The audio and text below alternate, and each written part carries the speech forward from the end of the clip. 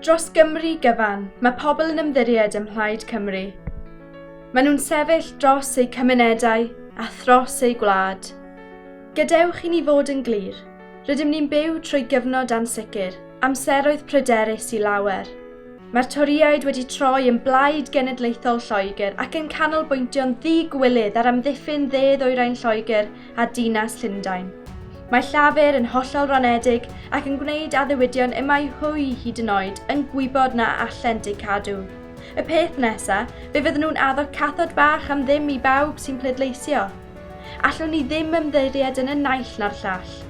Ers Brexit, rydym wedi clywed mwy am yr Alban, Gibraltar, Gogledd Iwerddon a dinas Llundain nac y glywsom am Gymru. Mae Cymru'n heiddi gwell. Rydym ni'n heiddi gwell.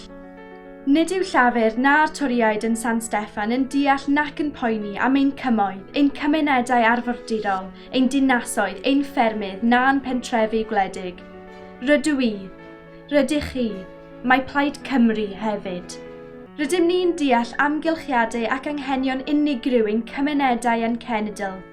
Canolbwyntio yn unig ar Gymru rydym ni ac ar ei llwyddiant hi, ac fe wn ni eich bod chithau'n deall hefyd.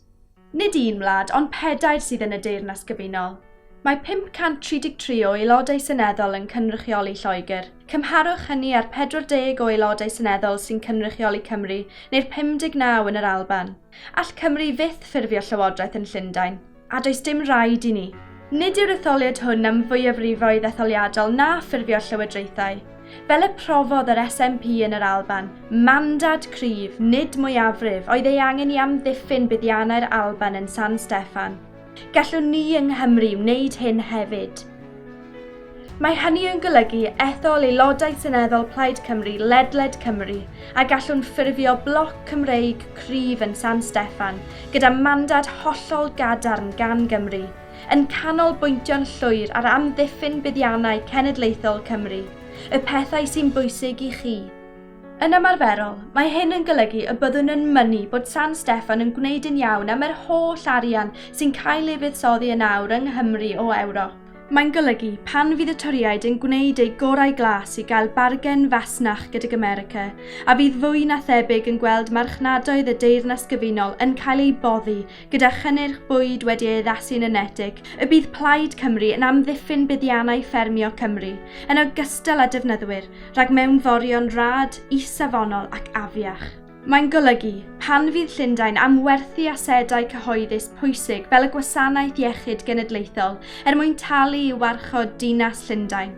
Wnaeth Plaid Cymru ddim gadael i hyn ddigwydd i'r Gwasanaeth Iechyd Genedlaethol yng Nghymru. Byddwn yn parhau i amddiffyn economi Cymru gyda'r un angerdd a phenderfyniad ac y gwnaethom wrth amddiffyn iaith a diwylliant Cymru dros y blynyddoedd. Mewn gair, bydd bloc Cymreig o aelodau seneddol yn San Steffan yn sefyll drosoch chi a bod yn llais sydd ei angen ar Gymru, amddiffyn ein heconomi, ein pobl a'n cenedl. Nid geiriau gwag mor rein. Mae'n fater o'ch swyddi, eich morgeisi a'ch pensiynau, am ein hiechyd a'n haddysg. Mae'n fater o Gymru yn mynnu parch a safle yn y byd. Plaid Cymru yw'r blaid i Gymru, plaid pobl Cymru. Yr unig blaid sydd wir yn cynrychioli Cymru. Myfyrwyr, pensiynwyr, gweithwyr a'r sawl sy'n wynebu anawsterau ar hyn o bryd. Bydd Plaid Cymru yn ymladd i'r eithaf drosoch. Mae'n bryd i ni wneud mwy o'r hyn sy'n gweithio a llai o'r hyn sydd ddim. Mae'n bryd i ni ethol hyd yn oed yn fwy o aelodau seneddol Plaid Cymru i amddiffyn buddiannau Cymru yn ystod trafodaethau Brexit a thu hwnt. Rydym yn barod i frwydro dros Gymru. Dewch, gadwch i wneud hyn gyda'n gilydd dros Gymru. Diolch.